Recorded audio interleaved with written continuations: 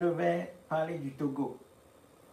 Le Togo parce que la situation est extrêmement grave dans ce pays.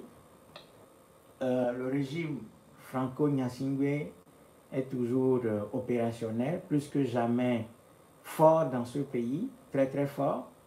Ce régime réprime, ce régime fait la loi, ce régime empêche les Togolais de respirer, ce régime est tout à fait à l'aise dans ce pays parce que, en définitive, les Togolais ont démissionné. Nous, Togolais, nous avons démissionné, nous avons abdiqué, nous avons renoncé à nous-mêmes et nous avons renoncé au combat sous différents prétextes. Parce que nous sommes arrivés à un moment de l'histoire où nous trouvons des boucs émissaires à charger de nos irresponsabilités, de notre faiblesse, de notre incapacité à renverser ce régime. Bien sûr que les Togolais ont payé un prix quand ils ont décidé de combattre ce régime pied à pied, mais c'est clair que nous n'avons pas eu le résultat, et donc comme nous n'avons pas eu le résultat, aujourd'hui, les Togolais se limitent à désigner des coupables. Nous n'arrivons pas à faire un diagnostic complet de la situation, de sorte à voir nos propres responsabilités dans cet échec-là, dans ce qui nous arrive. Et donc, nous nous limitons à indexer les uns les autres en leur imputant la responsabilité de l'échec du combat que nous avons engagé.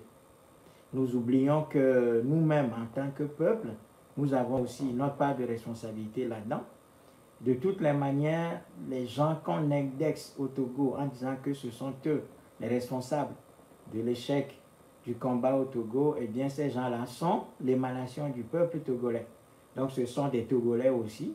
Et donc nous devons avoir le courage et la lucidité de voir qui nous sommes, comment nous avons agi, est-ce que les pistes que nous avons utilisées jusqu'à présent pour combattre le régime franco-gnassingbé, est-ce que ces pistes-là sont adaptées, est-ce que ce sont des solutions adaptées aux problèmes togolais. Et notre façon d'agir jusqu'à présent, est-ce que c'est une façon qui est tout à fait adaptée à ce type de régime?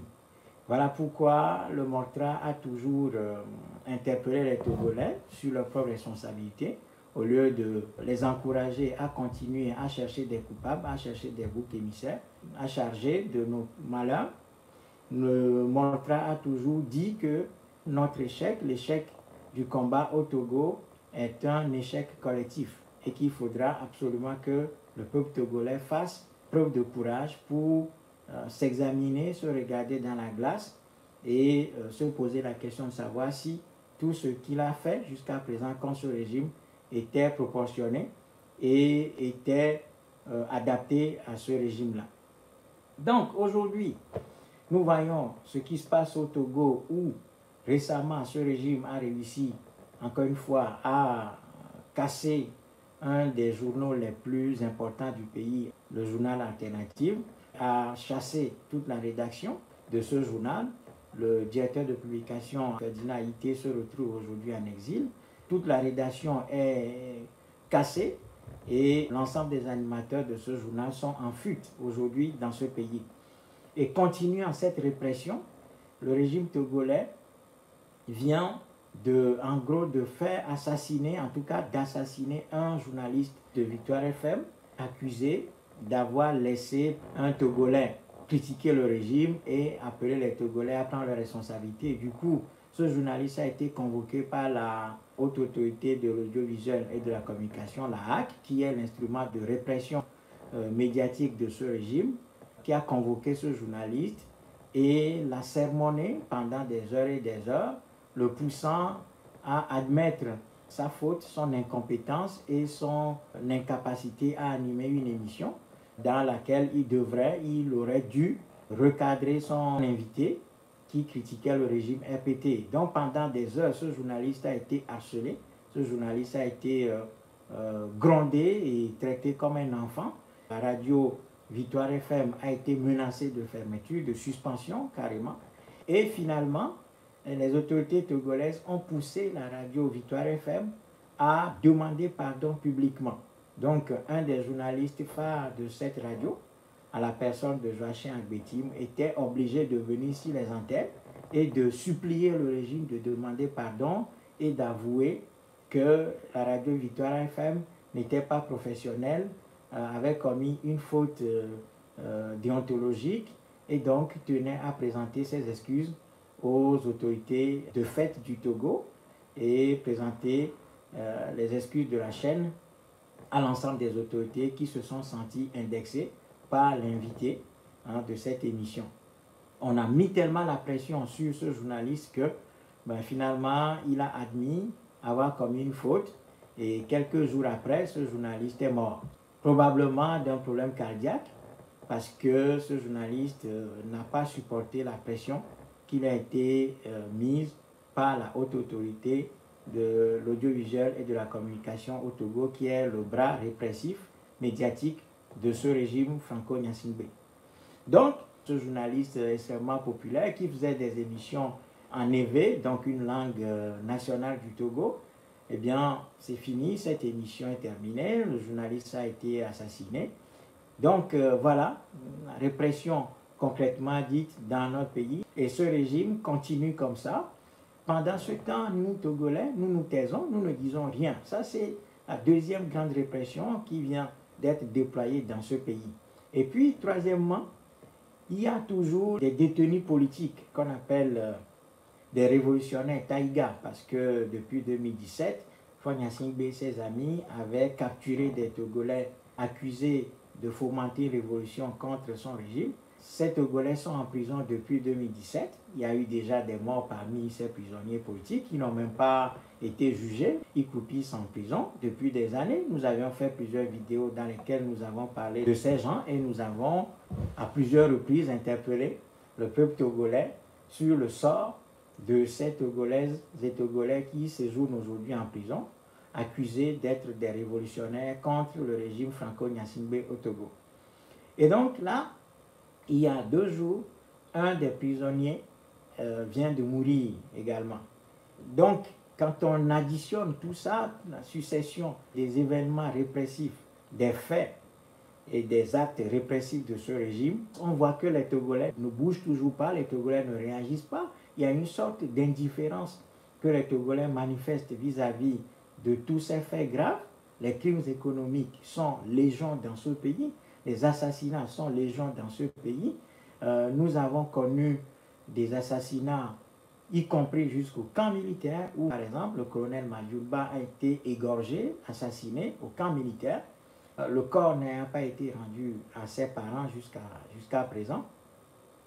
Les crimes économiques s'additionnent dans ce pays. Pendant ce temps, les Togolais sont muets comme des carpes enfermées dans des bocaux, tout simplement. Donc tout le monde est indifférent, tout le monde a peur, tout le monde a la main mise au menton en train d'attendre que le salut vienne de quelque part, vienne de l'extérieur ou bien que Dieu vienne en aide au peuple togolais. Donc le régime togolais, en face de ce peuple qui est aujourd'hui complètement désorganisé, miné par des querelles intestines insensées, miné par des guerres interparties, miné par des guerres interassociations, miné par des conflits de toutes sortes, miné par la souffrance, miné par des difficultés du quotidien, eh bien ce régime est tranquille, marche sur l'eau et continue de prescrire la norme dans ce pays, réprime, empêche les Togolais de respirer et vole tout ce qui lui passe sous la main. Ce régime règne en maître. Faure Gnassingbé se comporte comme le roi Nabucodonosor dans ce pays, le tyran qui règne et qui s'en fout éperdument de la situation du peuple togolais.